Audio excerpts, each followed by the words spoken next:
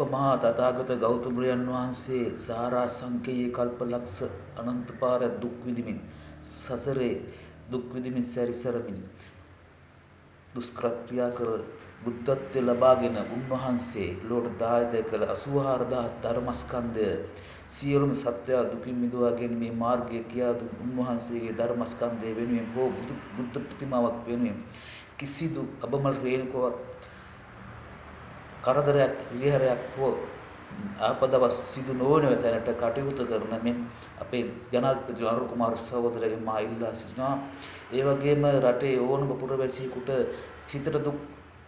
සිතට දුකක් පැමිණි අවස්ථාවක බුදු පිළිමයක් උගාවට හෝ වෙහෙර විහාරයකට ගිහිල්ලා වැඳ නමස්කාර කරලා සිත සංසුන් කරගෙන සිත දිමා ගැනීමේ ලෝට දායද කළ තථාගත ගෞතමයන් වහන්සේගේ ධර්ම වෙනුවෙන් අද මම මේ කතා කරන්නේ සියලුම රටේ වැසියන්ගෙන් කලබලයන් ඇති නොකරගෙන සංසුන් ජීවත් වෙන්න කියා.